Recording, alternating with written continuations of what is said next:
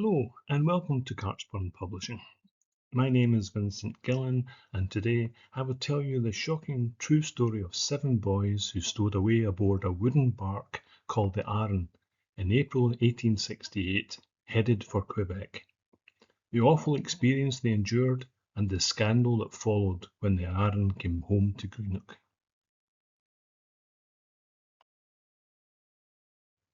It's a story John Donald first set down in 1928. John Donald was the author of several books on Greenock, telling the stories of its people, and he was particularly interested in the characters of the town.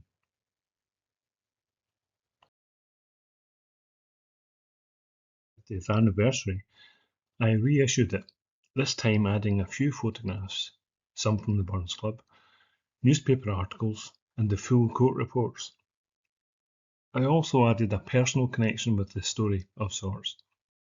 That is the book this talk is built on.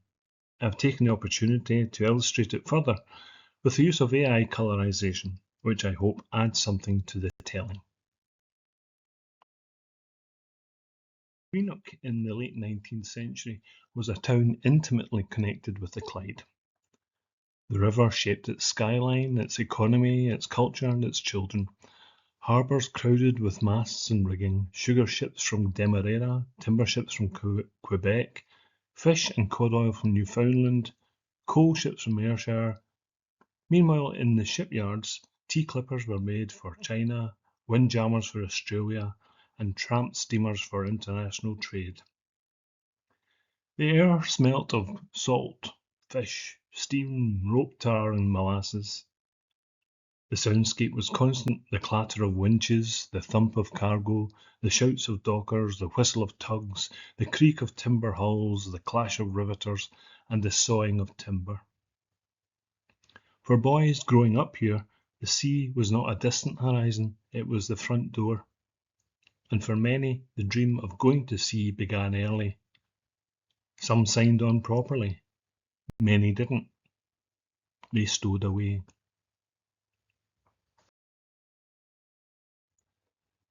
Before we reach the story of the Greenock Stowaways, I want to pause to weave in a vital thread, my own family's connection to the Greenock of the late 19th century. The Mallons, my mother's side of the family, represent the working reality for many of Clyde life. The Irish immigrants looking for work. My grandfather, Peter Mallon, born in 1891 and pictured here in his Royal Field Artillery uniform in 1918, was born and raised in Greenock. And indeed, one of his traumatic childhood experiences was being rescued after falling in the Victoria Harbour as a young boy. At 12, he started an apprenticeship in a local boat builder's yard. He wrote in his diary, "There was no alternative but to go to sea for the Greenockians. To be a good Greenockian, you had to do years before the mast." He learned to climb rigging on the old tea clipper Yarra Yarra at the bottom of Brimner Street. He climbed roofs, chimneys, anything with height, whose climbing was training for life.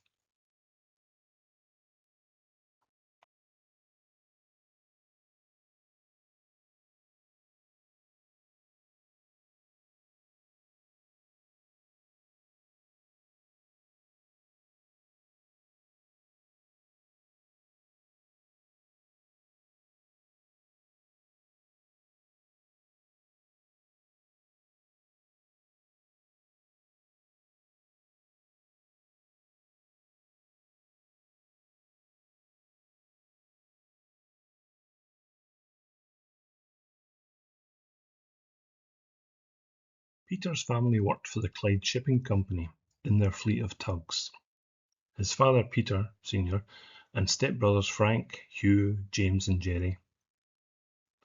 Another entry from his diary reads, "What we have here is a flying swallow, and she was similar to the flying sprite, the flying spindrift, and another I remember when my father was first of all driving on the Clyde Shipping Company was the Flying Irishman.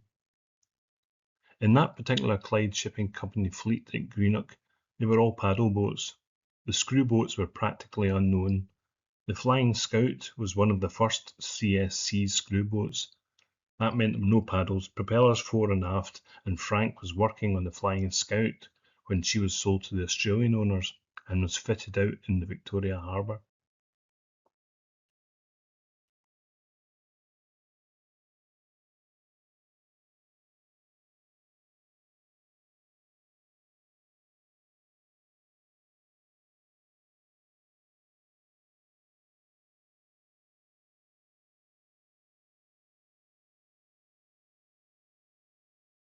Pictured here are James Mallon and his son Peter, Jeremiah, Jerry, and Hugh Mallon. They all worked together on the Flying Sprite. My father's first family had their own home, said my grandpa. James was married, Hugh was married, Jerry was married, and Frank usually was aboard the tug. I never usually saw much of my father during my childhood, as he was always away from home, and most of the men on the tugboats saw very little of their home life, because it was continuous work day and night. They had to sail down as far as Tusker in Ireland and wait around there to see if any ship needed them to tow them into the Clyde, because when they came into the Clyde they had the problems of the currents to contend with, and the ships and the pilot knew the currents when they came in to the shallow waters around the tail of the bank.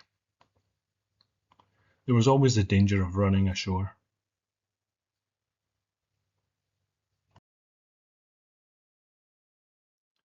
These are the identity records for the Mallons during the First World War.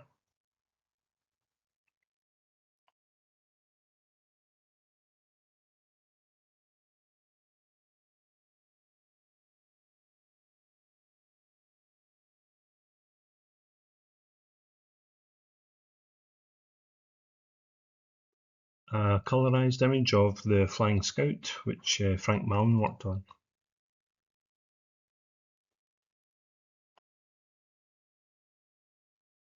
My grandfather.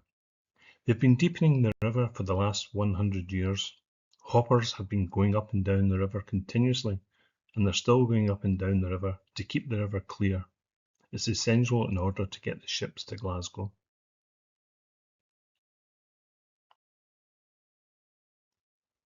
To move away from sail to coal was very gradual, and many of the old ships, windjammers, were still sailing up the tail of the bank and changing to steam, or they were launching new ships controlled by steam entirely, so that the stokers had to be down at the fires continuously to keep steam up, and the gauge in the engine room indicated how much steam there was in the boilers, and the gauge on the captain's bridge controlled the rudder, either starboard or port.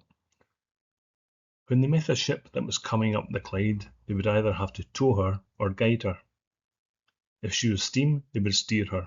If she was sail, they would tow her, and they might need to tow her to take her up to the docks, either the James Watt Dock, the East India Harbour, the Victoria or Albert Harbour, or the Mid Harbour. Wherever she was going to, and invariably it was either timber or sugar that was coming in, and many other merchandise from different parts of the world, because the ship could be coming from any part of the universe.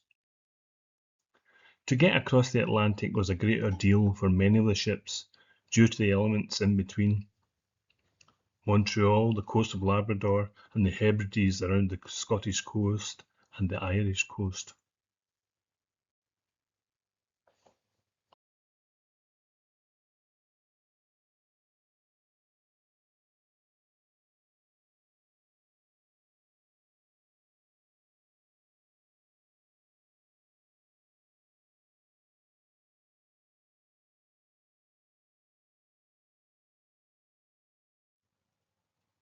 Frank Mallon is pictured on the back right on the Flying Swallow. He suffocated on board the ship the SS Bruce at St John's, Newfoundland on the 23rd of March 1912. It had been reported that 5 stokers from the ship were inebriated. The police removed him from his bunk and arrested him, only to find out he was already dead. He was 28 years old.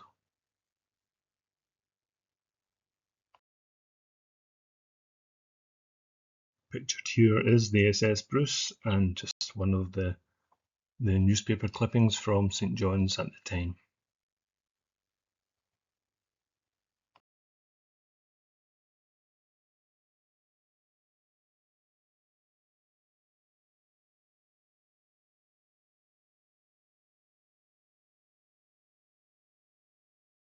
We'll stand for a moment and picture Greenock in the late 19th century. The Clyde dominates everything. Sugar hogsheads roll across the quays. Timber rafts drift in from Quebec. Fish from Newfoundland arrives in barrels. Steam tugs weave between sailing ships, guiding them through the currents of the tail of the bank. For families living here, the sea is not distant, it's daily life. Men work on tugs, lighters, windjammers, and steamers. Women wait for news of ships overdue. Children grow up with the sound of rigging clattering in the wind. And boys, especially boys, feel the pull of the horizon. This culture produced a phenomenon woven into the town's identity: the stowaway.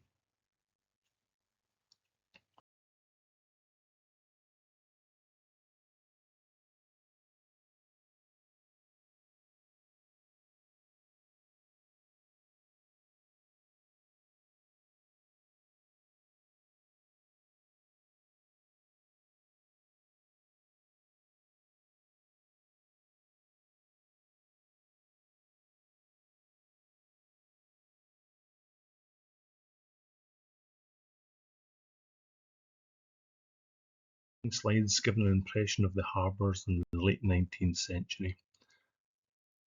Originally black and white and poorly developed, the colorization process has, I think, really brought out the detail.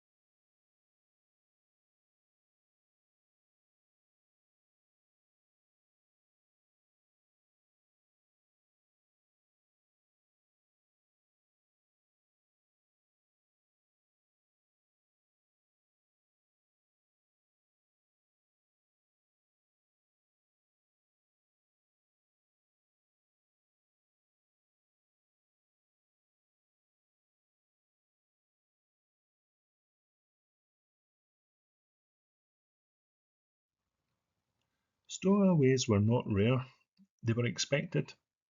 Almost every foreign-bound vessel leaving Greenock carried one or more boys who had slipped aboard before departure. Some hid with the help of crewmen, others relied on luck. They squeezed into sail lockers, curled behind chests, buried themselves in coal bunkers, or wedged inside coils of hawser.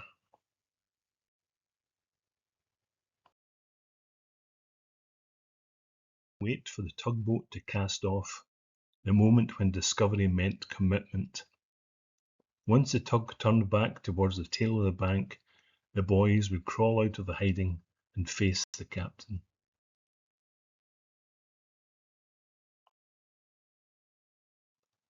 Some captains scolded, some beat them, some simply sighed and put them to work. But every stowaway carried the same mixture of fear, excitement, and hope. The sea promised adventure, it promised escape, it promised identity. And so the boys came, again and again, slipping aboard ships bound for Newfoundland, Hamburg, Barbados, Pernambuco, Montreal, and beyond.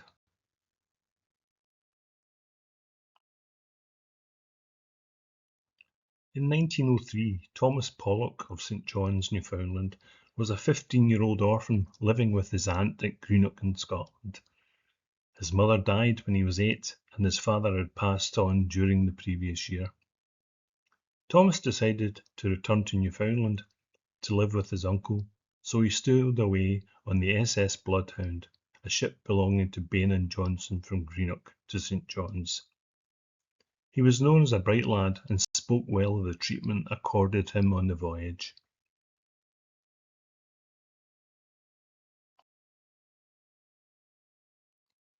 Why would boys decide to hide aboard a coal ship bound for Quebec? Because in Greenock in the 1860s, stowing away was, as I said, almost a ritual, a rite of passage.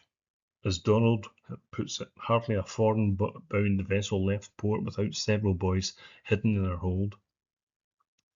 Donald himself tried twice as a lad, caught both times. The point is this, it wasn't unusual. It was how a generation of Greenock boys first reached the sea.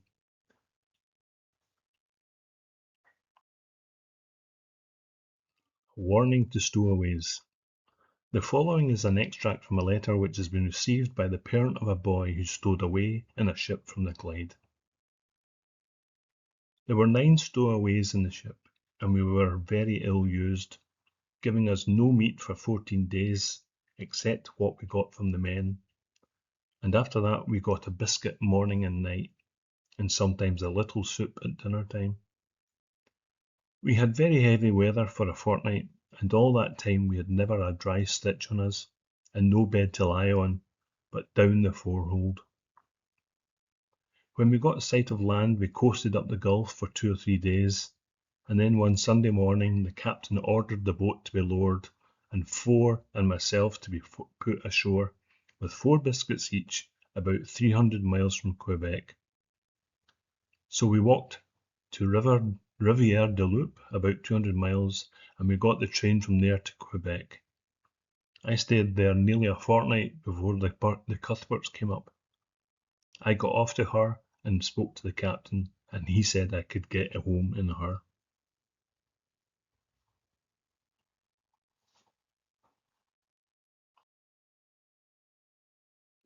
The newspapers often had stories of unfortunate stowaways, and often quite sad stories of the outcomes of their adventures.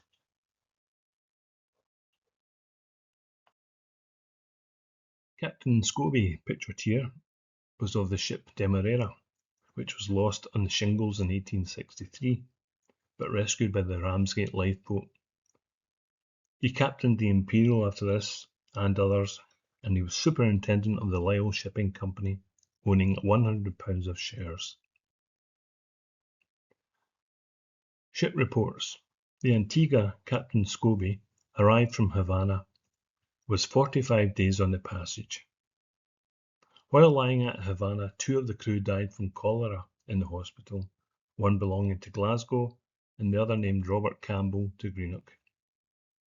While on the passage home, a stowaway boy named Macmillan, residing in Highland Close, died of fever.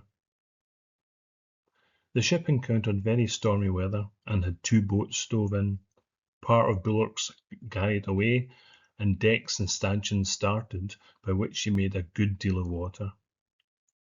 The barque Eliza left Havana 6 hours after the Antigua, arriving at Queenstown last Friday, and at the tail of the bank along with the Antigua. The Eliza encountered very heavy weather and lost several sails. So just a small idea of what these captains and crew went through.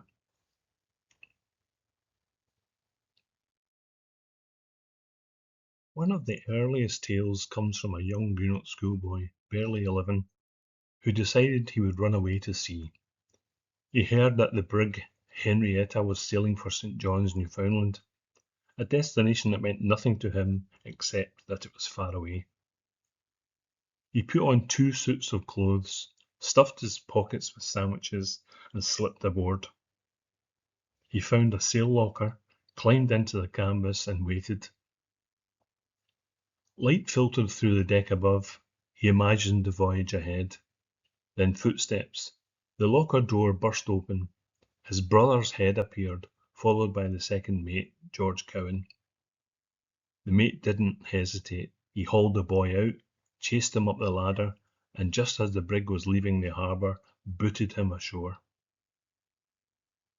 A crowd gathered to watch the departure, roared with laughter as the boy tumbled onto the quay. His second attempt ended similarly. A sailor listened to his plan, shook his head, and told him plainly to go home. But these small failures were part of the culture. Every boy knew someone who had succeeded, and every boy knew someone who had suffered. The sea was not gentle, but it was irresistible. These are harmless adventures, the kind of mischief Greenock boys were famous for.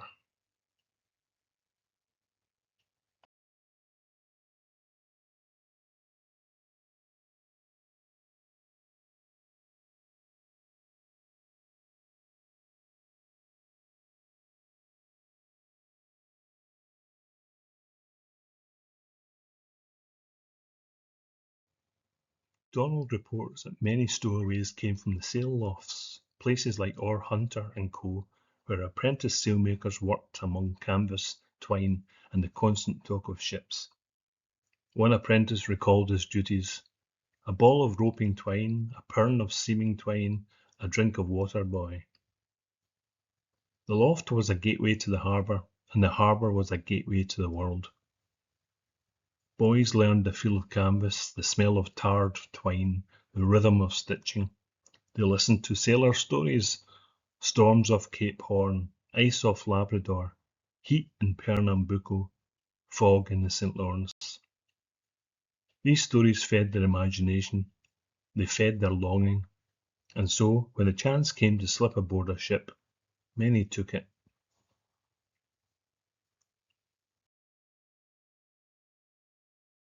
From 1855 show two of the sailmaking companies looking for apprentices. John Tarbot of Fish, Brown and Company sailmakers, living at 10 Forsyth Street in 1871. He was killed in the Penny train crash of 1880. He was playing whist with Messrs. Thorburn, Martin, Clapperton and Kerr. He was one of the three casualties. J.C. Hunter was the manager of the other, Orr Hunter.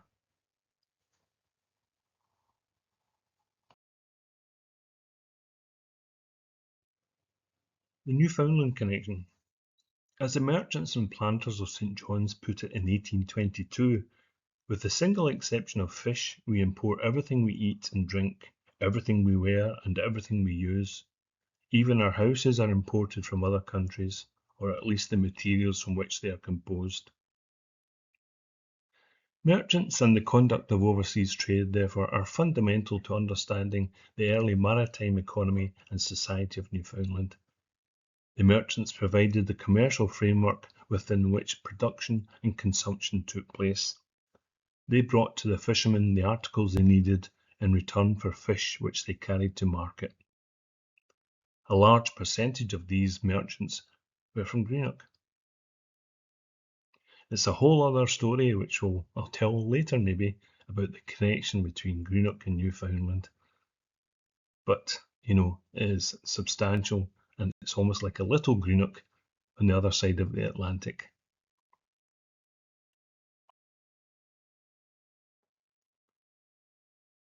From the late 18th century, the money made from cod and seals helped build the mansions of the West End and made many Greenock families extremely rich.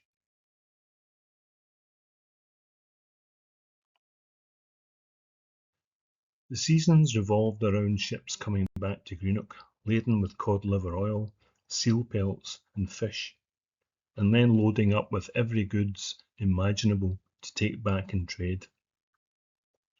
The affairs of Newfoundland were part of the daily news cycle in town. People and ships leaving, details of ship journeys, and the unfortunate sinking of many of them.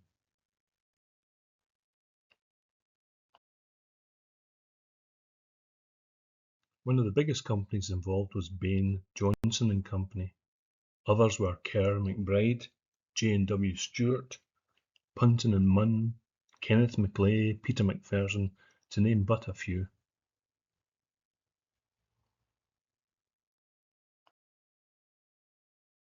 The men who owned these ships were not faceless capitalists in some far-off city.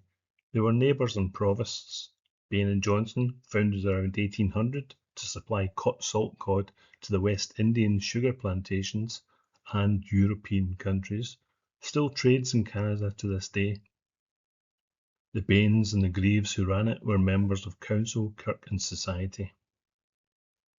Remember the name James Johnson Grieve, Provost of Greenock and MP. He will reappear at the end of our story, when he sends his own brigantine, the Hannah and Benny, to fetch the surviving boys home.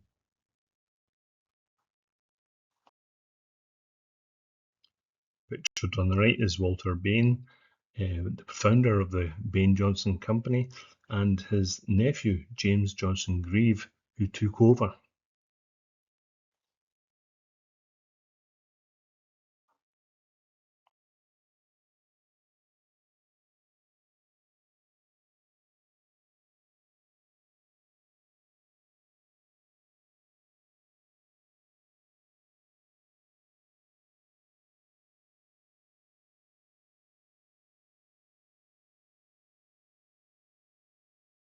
The men involved in the Newfoundland trade: Hunter, Tarbot, McGregor, Adamson, Stewart, and Tasker.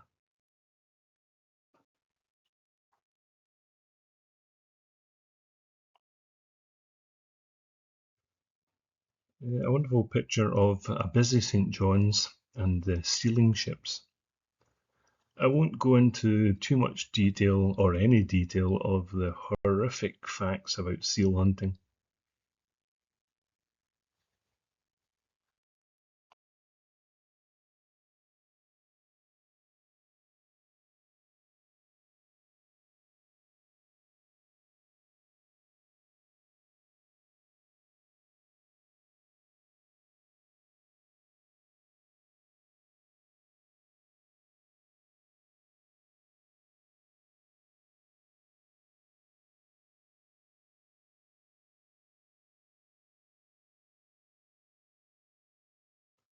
It was shipping that made Greenock successful.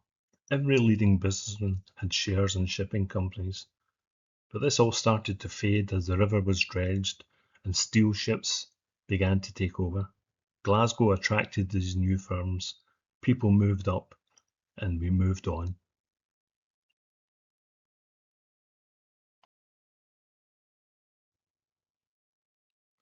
This is Walter Bain Grieve, who had set up his own company in St. John's, based in Water Street, which is pictured here. He lived in Newfoundland, became an integral part of the society, and his grandson, or his son in fact, went on to fight for the Newfoundland regiment in Gallipoli.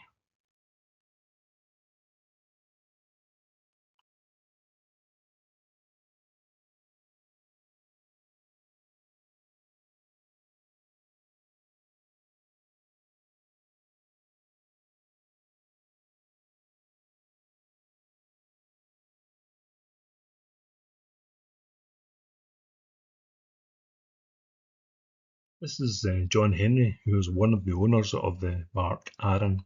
He lived at Fernbank on Finnart Road and was a partner in Henry Ferguson and Company. He had been a ship's captain. He died in 1884, aged 64. He gave his evidence at the trial.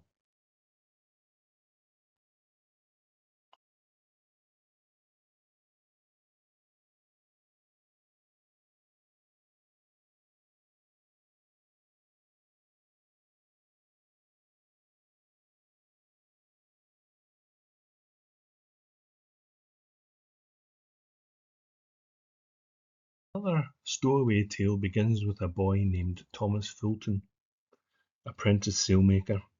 He approached Duncan Mackenzie, sailmaker on the ship John Mackenzie, and asked, "Is there ony chance of getting away with ye?" Duncan, without hesitation, handed him a canvas bag and told him to carry it aboard, but warned him never to reveal who helped him. Thomas hid behind a chest in the forecastle. The ship hauled out, the tug departed, the search for stowaways began. 3 or 4 boys were found and turned back, but Thomas remained hidden. He crept out, saw a boiler lashed to the deck and climbed inside it. Moments later, a heavy block dropped from aloft, striking the boiler with a deafening crash. Terrified, Thomas bolted out, straight into the mate. He was hauled before Captain Campbell. The captain questioned him, studied him, and finally said, "He'll be handy for something. Put him on your own watch." Thomas worked hard. He became a favourite among the crew, but the sea is never predictable. Outside the Tusker Light, a storm rose. 8 days of relentless wind battered the John Mackenzie. The ship strained, unable to beat westward. Captain Campbell turned back and found refuge in Rothsay Bay. Meanwhile, Thomas's parents in Greenock were frantic. His mother wept, his father swore. When she learned the ship was anchored in Rothsay, she rushed to fetch him. Thomas saw her boat approaching and dove back into the boiler. He was dragged out by the legs. His mother insisted he return home. The captain tried to persuade her to let him stay, warning that the boy would only run away again. He was right.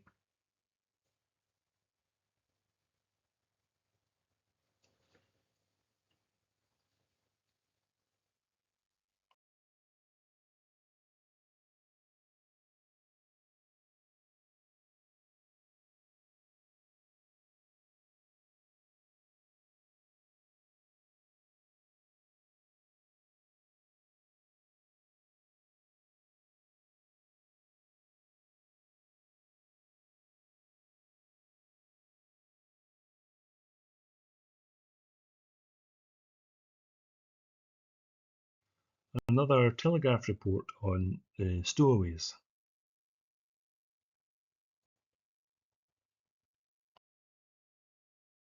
Another story comes from an apprentice sailmaker who worked at Orr, Hunter and Co. He and another boy delivered sails to the Newfoundland barque Olinda. The second mate asked him quietly, "Would you like to stow away?" The boy said yes. He hid inside a coil of hawser, and later he was moved to the coal bunker. There he found legs and voices. Willie Mowat, Paddy McGee. 3 boys were buried in coal, dreaming of adventure. In the morning, sailors discovered them, black with coal dust. They laughed, hauled the boys up, and warned them the captain would chuck them overboard. Captain Harkness was furious. He tied them to the mast and asked each to say his prayers. But when one boy recited softly, "This night I lie me down to sleep," the captain's anger broke. He gave only light strokes and later trained them as part of the crew. The boys sailed to St. John's, then Pernambuco, and then Liverpool. The captain paid their board and sent them home. One of them, Fulton, returned to Greenock, embraced by his mother, scolded by his father, and soon signed on again as an ordinary seaman. On one of Olinda's journeys, 33 stowaways were found.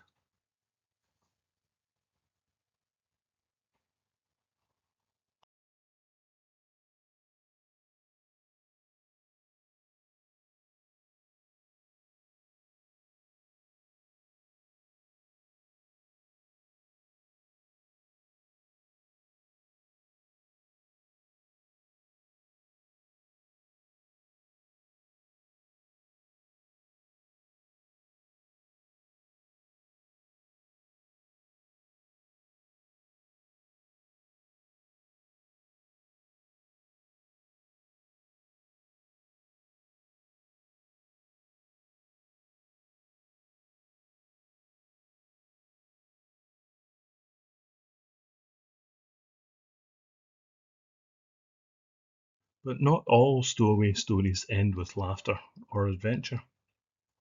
One stands apart, a tragedy that shook Greenock, filled newspapers across Britain and the world, and led to a landmark court case. In 1868, the barque Arran, commanded by Captain Robert Watt, sailed from Greenock. 7 stowaways hid aboard.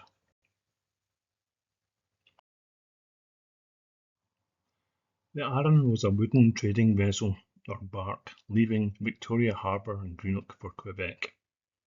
It had a cargo of coal and oakum.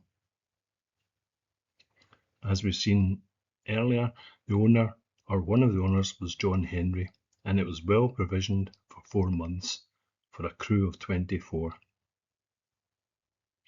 2 of the stowaways were found and put off in the Firth of Clyde, and 7 more emerged after she was clear of land.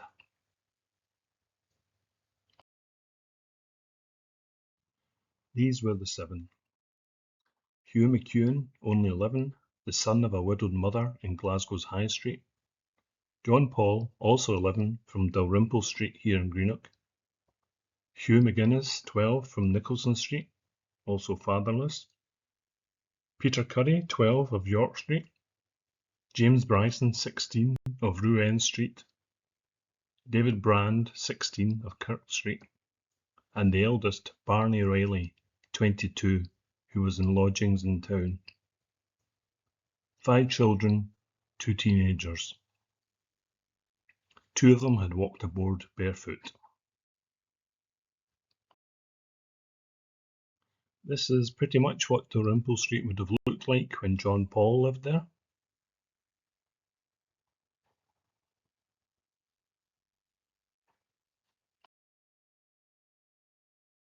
The shoeless children give some idea of the poverty many tried to escape.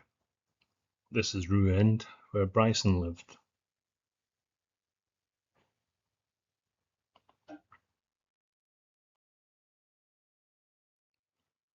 And Nicholson Street, where McGuinness lived.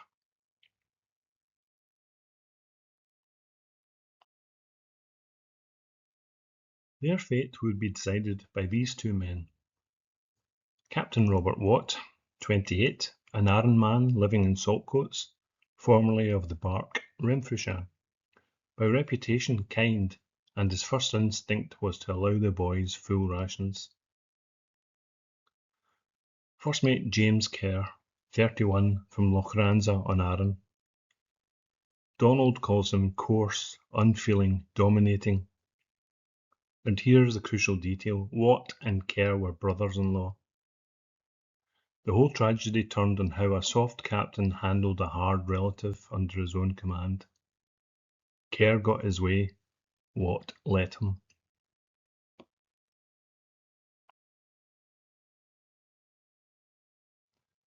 A piece in the local newspaper just referencing the Arran loading coal for Quebec.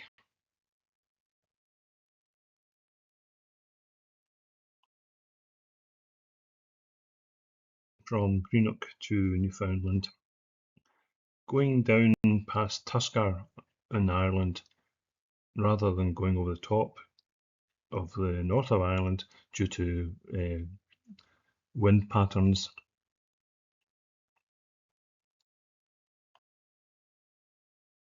First, the boys were given food and set to work, but conditions deteriorated.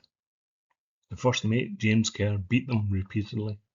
He stopped their beef ration, then all food except biscuits, sometimes 1 biscuit among 4 boys. The cook, William Saltoun, secretly fed them scraps. Stole flour. They were put in irons for 24 hours. They stole currants. Bryson was flogged again, 15 to 20 lashes on the ice.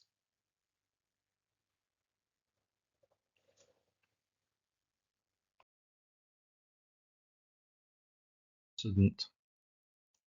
Bryson suffers bowel trouble. The mate discovers the mess and explodes with rage. Bryson is stripped, flogged with a lead line, scrubbed with freezing seawater, scrubbed again with a deck brush, until the skin breaks, and then forced to stand naked on the forecastle head in freezing wind. This isn't discipline, this is torture.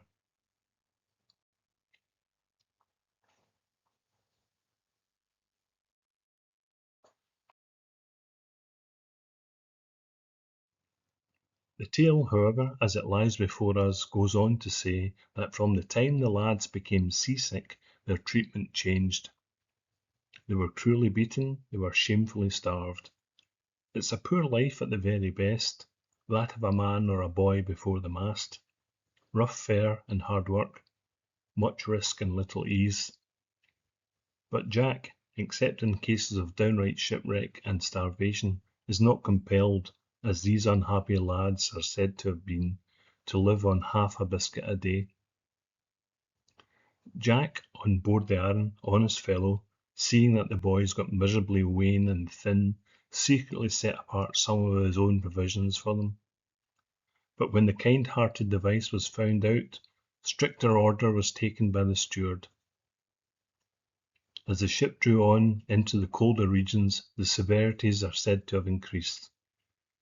The boys, half mad with hunger, got at a flour barrel, burst it open, and ate some of the contents. Punishment redoubled. Flogging, followed by the discipline of the irons, not seemingly sufficient. One of the lads was stripped whilst the snow was falling and forced to lie down on the deck, while a sailor scrubbed his back with a broom until the blood began to flow. Did that end it? Quite the contrary. The boy was turned over and on his stomach and breast and were scrubbed in a familiar manner. The boys steal flour.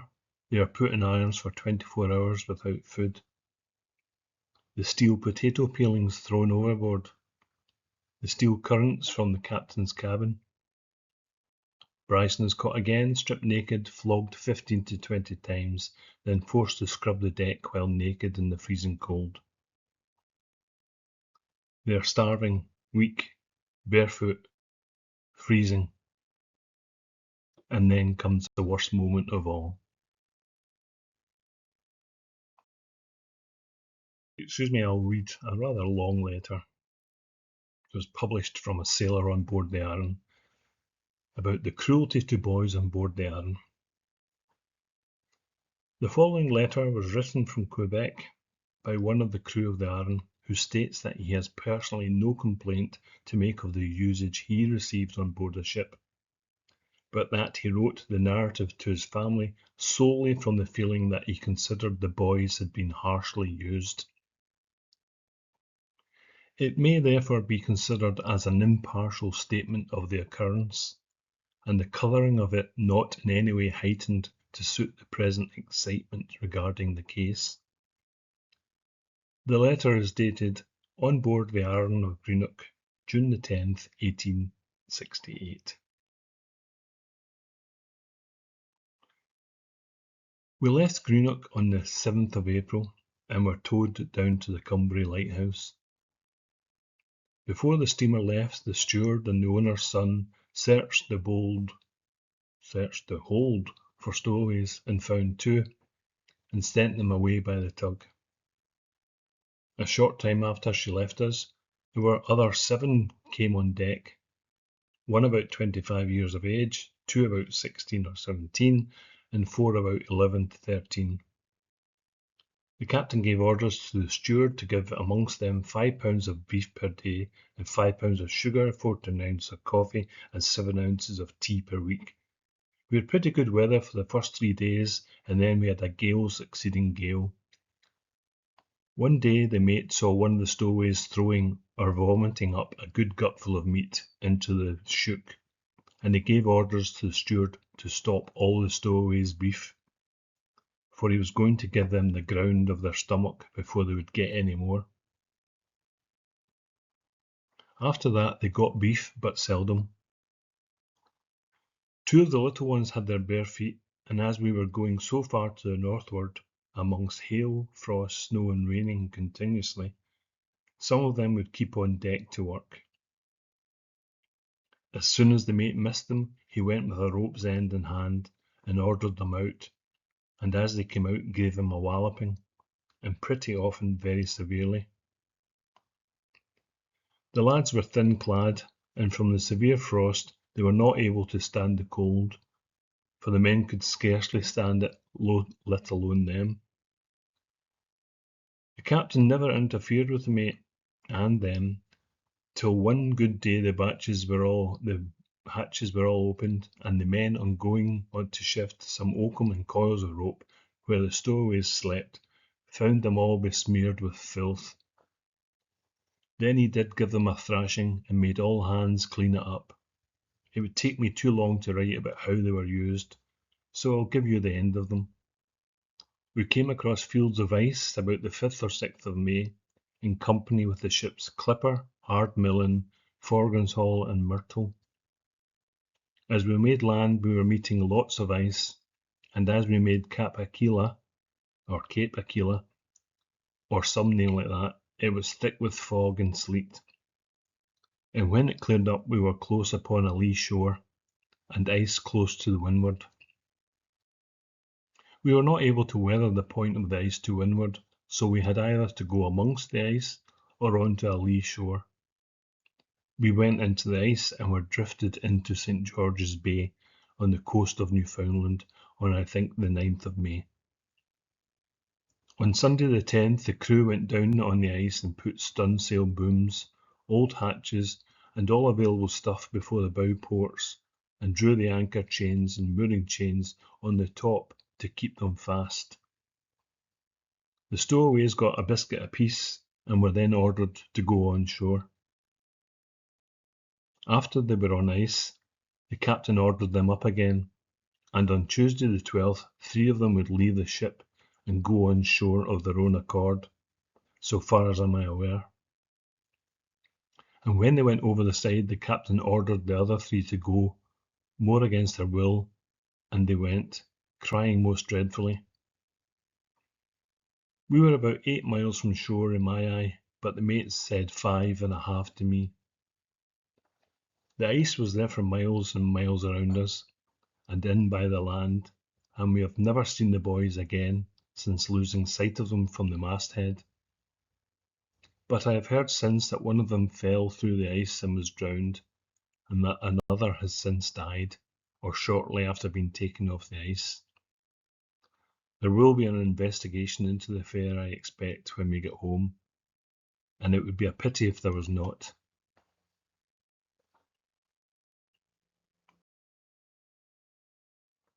Captain Watt told the boys, "You'll have to get off, I've not sufficient provisions." He claimed another ship, the Myrtle, was nearby. The boys could not see it. The younger ones cried, begged, pleaded.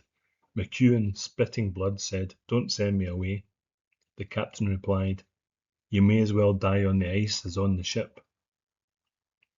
One by one they were forced over the side. Paul clung to the rail. The captain struck him with a bellying pin. He fell onto the ice. 6 boys set out across a frozen wasteland. They walked for hours. They fell into freezing water. They dragged each other out. McEwen fell in a 3rd time. The ice closed over him. He did not rise. Later, McGuinness collapsed. I canna go any further," he begged. "Don't leave me." But the others could not carry him. They left him sitting on the ice crying, "Mother, mother." He was never seen again.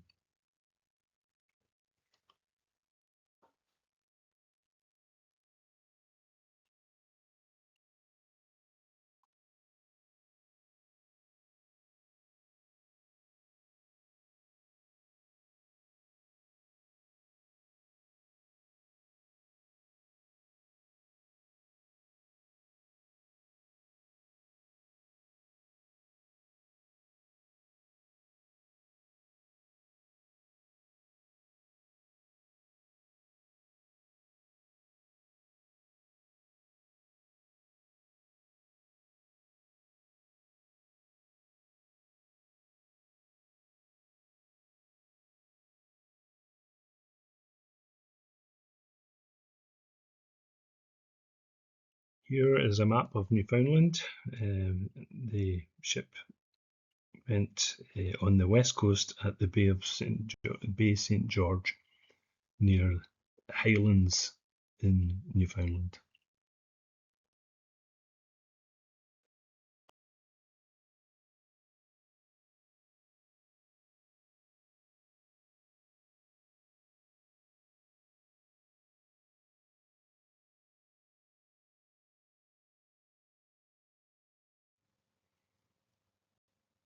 Over the next few slides, there'll be just a couple of illustrations of what the conditions were like and what the sea was like at the time when they were put over the side of the ship.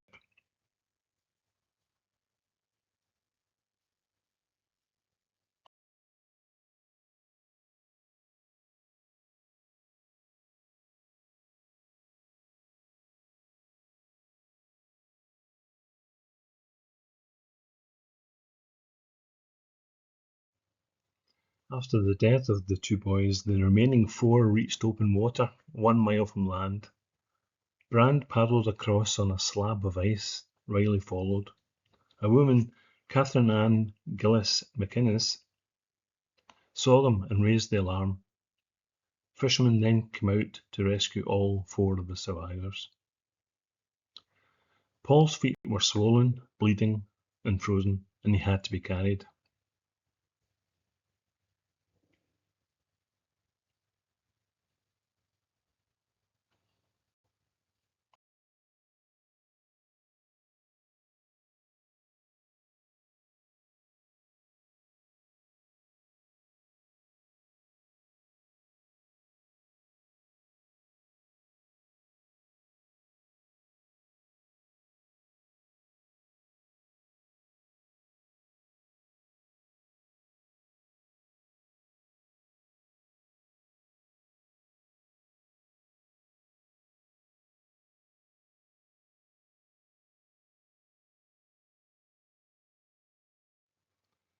An image of Highlands in Newfoundland, where the boys were rescued. You can see how it got its name.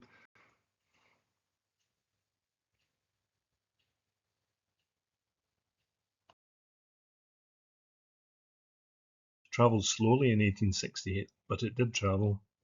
The survivors recovered at Sandy Point. Barney Riley went on to Halifax to work on the railway. The three youngest came home on Provost Graves' brigantine, the Hannah and Benny, arriving in Greenock on the 1st of October. Meanwhile, the Arran herself docked at the Albert Harbour on the evening of the 30th of July.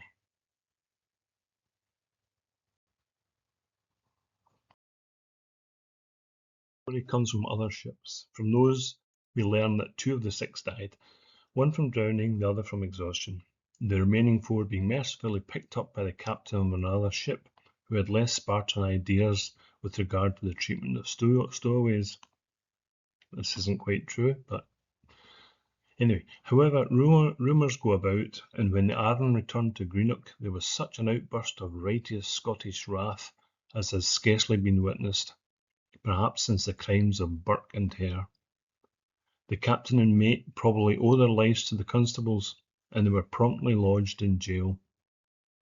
How far the law may have power to touch them is a point on which we prefer to reserve our opinion, until we know what may be urged in their defence.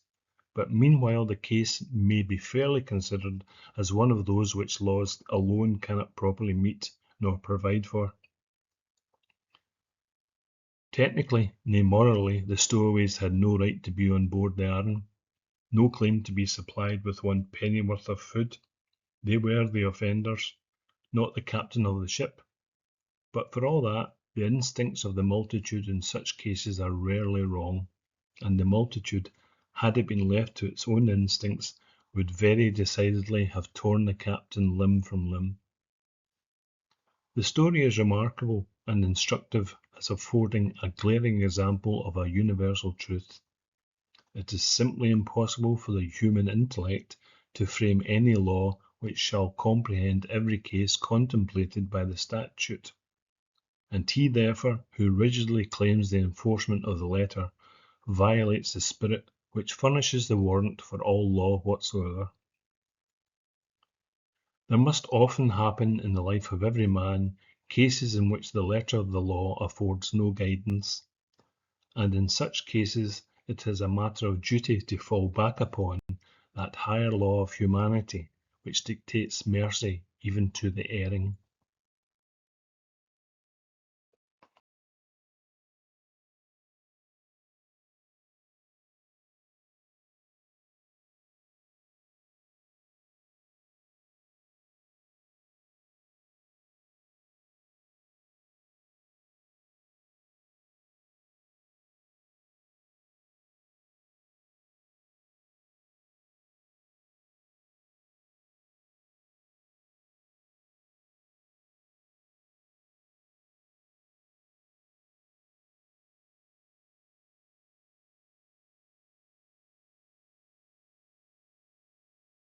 The subject of stowaways would then become the talk of the steamy, as they say. Here's a letter from an owner of a ship. Sir, will you kindly allow me space on your valuable paper to ask the question, what shall we do with stowaways? A ship leaves port with a cargo of coals or general cargo. If coals, they are more easily discovered. If a general cargo, the chances are half a dozen, more or less, are sure to find safe hiding places. A search is made, and perhaps some are found and sent on shore before the tug leaves. These boys and men are all quite pleased, delighted with their sail. The slight seasickness has done them a world of good. They have escaped punishment. They know the captain or officers dare not punish them, and the ship will never be delayed or turned back for that purpose. No other person will trouble themselves to have them punished, and they have a hearty laugh at our expense. It has been for them a jolly lark, and they try it again in the next ship. Those who have managed to remain concealed, perhaps 6, 8, or 10, nearly the number of the crew, as soon as they think it safe, boldly make their appearance, nothing daunted, knowing that no person on board dare punish them without being stigmatized as a brute or severely punished by the law. Now they are on board, what shall we do with them? Must we place them on the articles and feed them with the same full allowance as the crew, and clothe them, for they are often nearly naked? Should the ship be provisioned for only a passage, all hands must at once be put on short allowance. In many ports the authorities will not allow you to put them on shore, and if you have placed them on the articles, can you compel them to go? What is then to be done? Keep them on board, buy more tanks for your water, more stores, increase your disbursement account, and be blamed by your owners when you get home, perhaps turned out of your ship, and all for clothing, mostly at your own expense, and feeding at the owners. And I suppose with proper and suitable accommodation, and of course the lime juice, as per Act of Parliament, a lot of miserable scamps or vagrants, who are of no earthly use to us, but give or get us into trouble while they themselves escape, and in a manner defy us to punishment. Yours truly, a victim.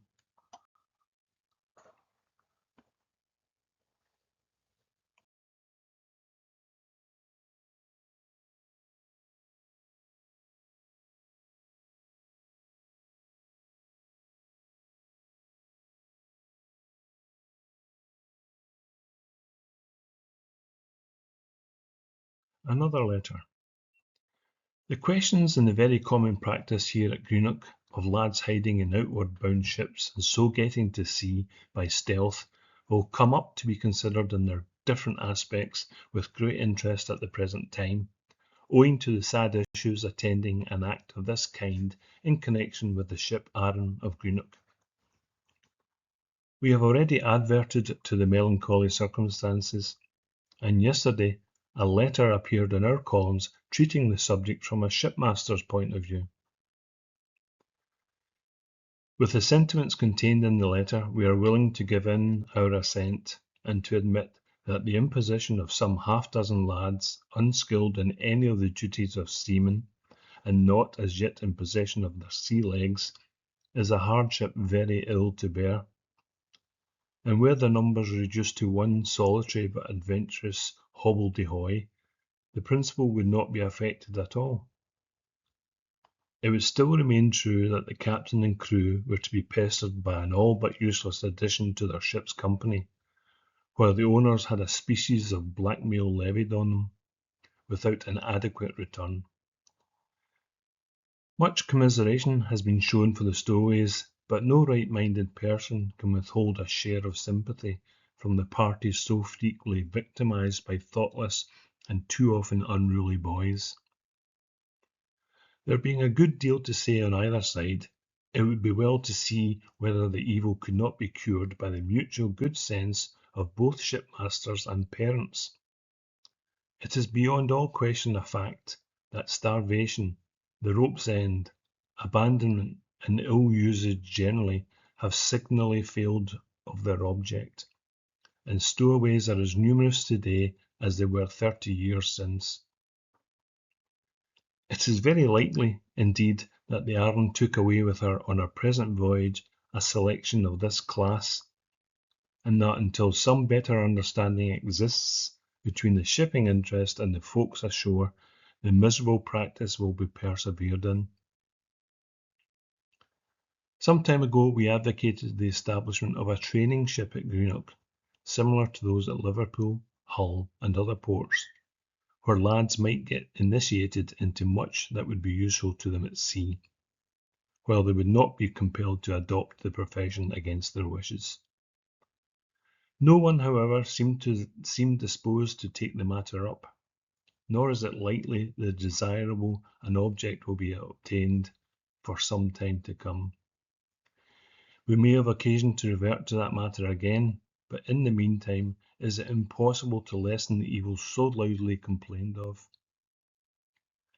The love of the sea is quite natural with boys brought up at a port like this, but whether the realities of a sailor's life will come up to the expectations of the youthful lover is a question that is to be solved by experience, and hence the experiment of a stolen voyage in a ship bound across the Atlantic. The boys know there is a probability that their visions of pleasing adventure and smooth sailing may possibly come to nothing but disappointment, and this deters them from binding themselves as apprentices. Parents too are seldom anxious that their sons should become sailors, and their opposition is, to a large extent, the cause of the stowing away. There are perpetual complaints of the scarcity of British seamen, and necessity of employing foreigners to man our ships. Many of these are the riff-raff of their own nations, and are the plague of officers and men. Crimes and disasters are common with ships so manned, of which we had many proofs, without bringing in such cases as that of the Flowery Land. 1/5 of all the seamen on board British ships are foreigners, Dutch, Norwegians, Swedes, French, and a far more dangerous class of men, Portuguese, Italians, Greeks, Brazilians, and Malays. And this is the case although our population is teeming with ardent youths, who are ready, it seems, to go to sea even against the wishes of their parents, and in the face of risks which wiser heads would shrink from encountering. Nor we think some of this might be remedied were it known that lads could go to sea for one voyage without the necessity of continuing the practice in event of it not suiting their tastes. Parents would not entertain such objections when the future of their boys was placed before them in this light, and it is not too much to say that ship's crews would find the addition to their complement of 1 or 2 willing lads by no means to be despised. One great obstacle in the way is the indenture and the servitude it imposes, carrying the conclusion with it that once bound to the sea there is no escape from the life of a sailor, and the suggestion we have thrown out would meet the cases of a great number in our midst, and if worked out would go far to decide the question of manning our mercantile navy, while it would make stowaways few and far between. Of course, thoroughly practical men may take an opposite view of the case, but we think it worthy of their most serious consideration, and shall be glad to receive suggestions, as the matter is highly important to the commerce of the country, as well as to the young of our population. Another newspaper report. Horrible cruelty to boys on board the ship Arran of Greenock. For some weeks past there has been a considerable sensation in town, caused by the report that some boys who had stowed away in the ship Arran from here, bound to Quebec, had been put on the ice near Newfoundland, and that 2 of them, while attempting to reach land, had perished. Captain Robert Watt, who was in command of the Arran, was well known here, having formerly been master of the barque Renfrewshire, and was always considered a very humane and kind commander. Under these circumstances, many people refused to give full credence to the reports, but when the Arran arrived at the tail of the bank yesterday, the truth of the rumours were fully substantiated. Shortly after the vessel arrived at the tail of the bank, 2 boys who had been in the voyage in the vessel were landed. One of them, a son of one of the owners, had been on board as a passenger, and the other was a stowaway named Peter Curry, residing with his parents at York Street in the Glebe.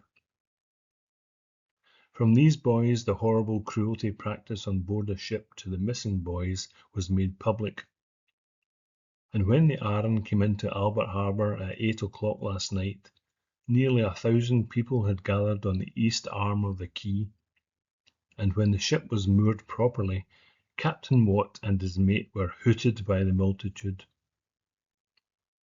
For safety, both master and mate beat a retreat to the cabin, where they had to remain, not daring to come on deck, the feeling of the crowd being such that it would have been difficult to have restrained them from laying violent hands on Captain Watt and his mate.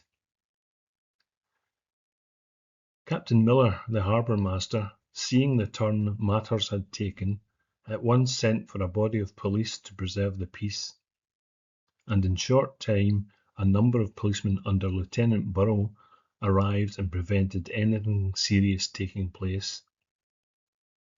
But it was not till after 11 o'clock that the crowd could be induced to leave the ship's side.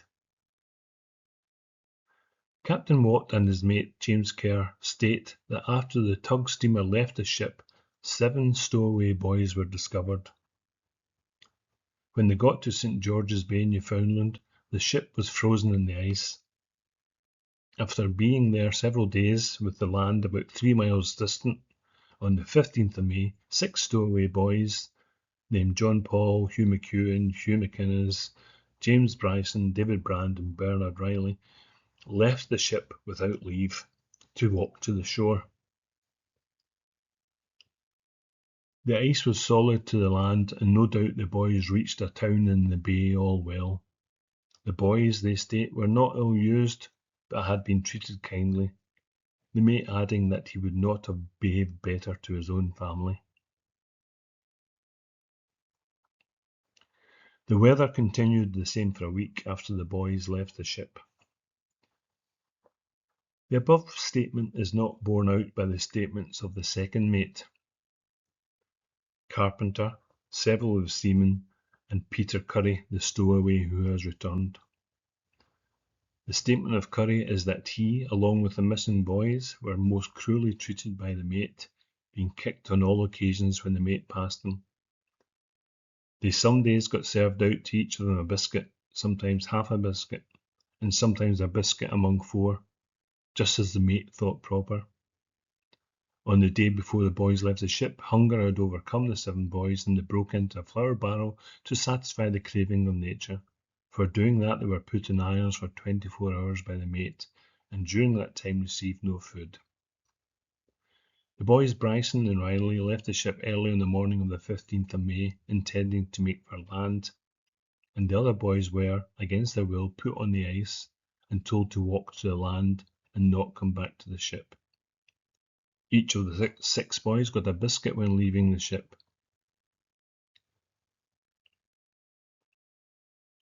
Lawrence Thompson, residing at William Street, Greenock, says, I was the boatswain's mate on board the ship Arran of Greenock.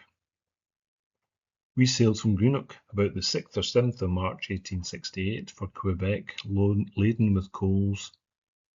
We discovered 2 boys stowed away in the vessel before the steamer left, and we sent them ashore. The following morning, other 7 boys were discovered. We were then clear of land. The boys were taken and put into a place by themselves, and were put on a certain allowance of food. I don't know how much. Afterwards, this allowance was stopped, and the boys were ordered to come out of their places at 4 o'clock a.m. with their bare feet and help to pump the ship, or do anything else that was required.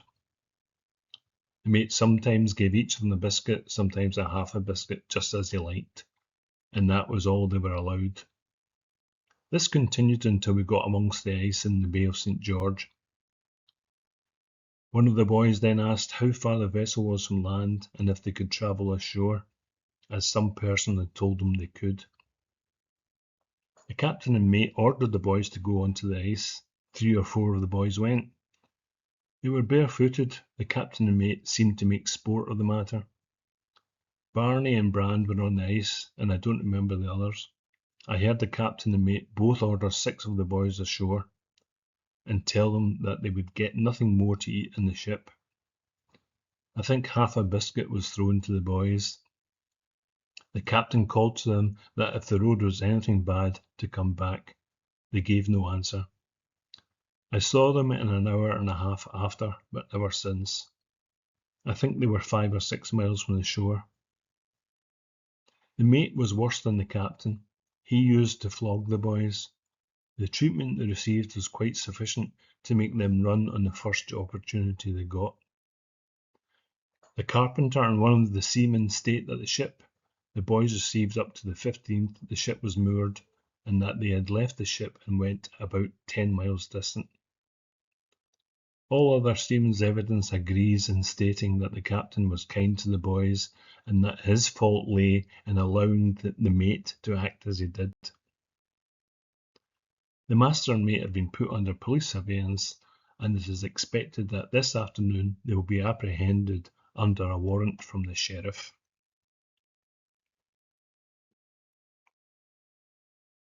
And so the 2 were put on trial in the High Court of Justiciary at Edinburgh before the Lord Justice Clerk, George Patton, and a jury on the 23rd, 24th and 25th of November 1868. The Lord Advocate, Edward Strathern Gordon, the Solicitor General, John Miller, Mr. W.E. Gloag, the Advocate Depute, the future Lord Kincairney, conducted the prosecution, and Mr. George Young, afterwards Lord Young, and Mr. Charles Scott, Advocate, appeared for Captain Watt, and the Dean of Faculty, James Moncrieff, later Lord Justice Clerk, and Mr. Robert McLean, Advocate for Kerr, the mate.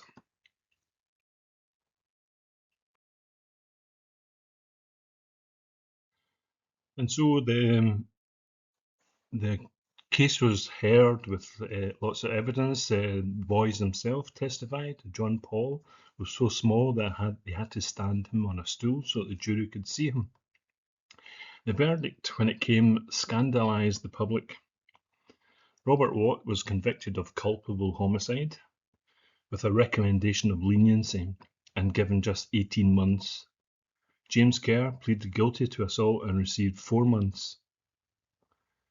The Edinburgh papers recorded that the verdict was received with groans and hisses by the indignant audience. 18 months for 2 dead children. But in essence, it came down to a very legal argument. If there are no bodies, you cannot say for definite that murder took place. And unfortunately, there weren't any bodies.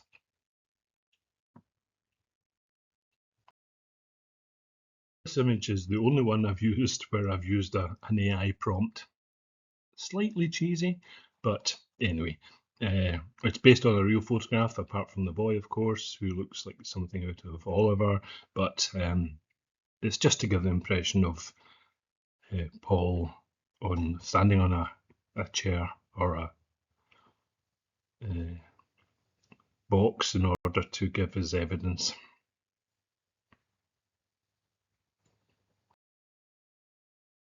Here are the men who were the best legal minds of the day, who sat in on the case for the defence and for the prosecution, as well as the judge, George Patton.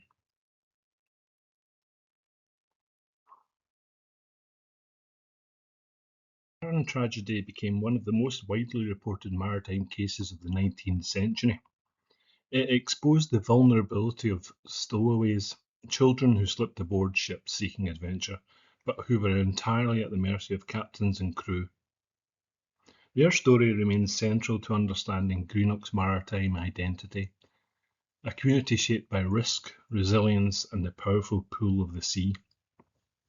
The stowaways, the dreamers, the lost, the saved, reminds us that history is not only made by great men and great ships, but by the small, fragile lives caught in their wake. George Blake, the Greenock author.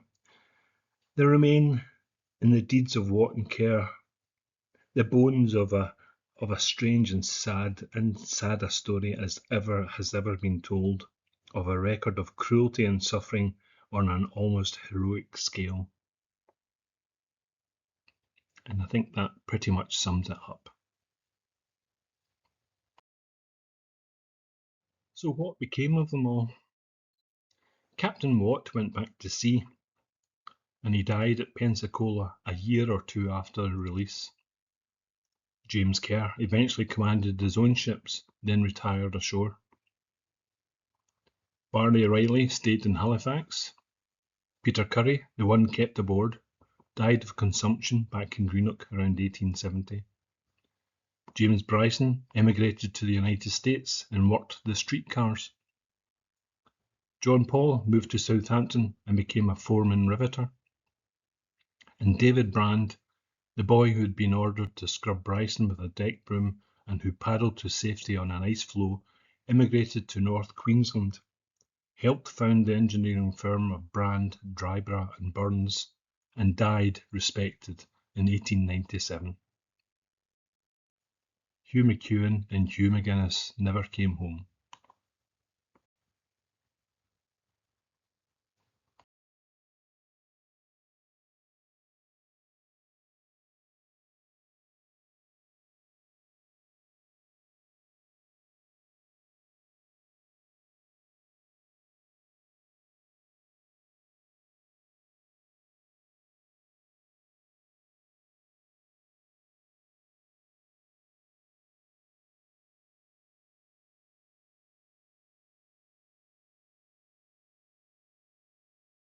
Today the harbours are quieter, the masts are gone, the sugar hogsheads no longer roll across the quays, but the stories remain. They live in diaries, in newspaper clippings, and family memories, and in the pages of John Donald's book. They live in the imagination of a town that once sent its boys across the world, sometimes willingly, sometimes secretly, sometimes tragically. Greenock remembers its stowaways, and in remembering them, it remembers itself. The stowaway story is not just maritime history, it's a story about childhood, poverty, adventure, cruelty, courage, and survival. When tied in with the story of my family, it truly resonates. It's a story of a working class community from a time when the River Clyde was the true lifeblood of the town.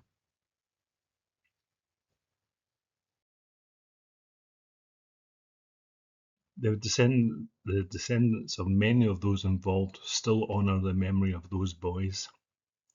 This picture is from Highlands in Newfoundland, which commemorates their story.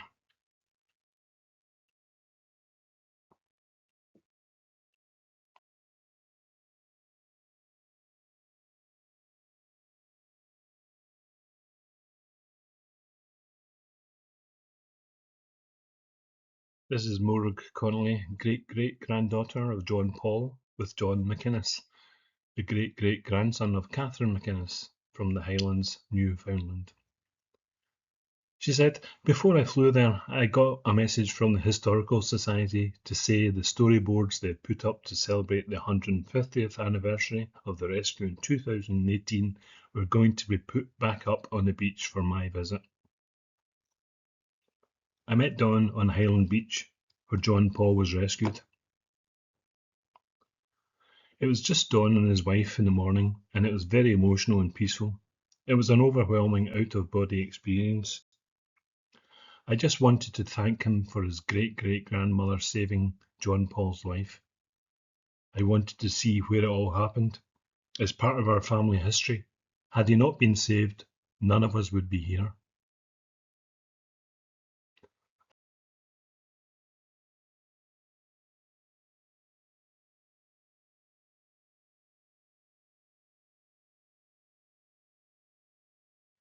Thank you for watching this presentation. I hope you enjoyed it. Here's to the memory of the Greenock Stowaways and to all my Malin ancestors.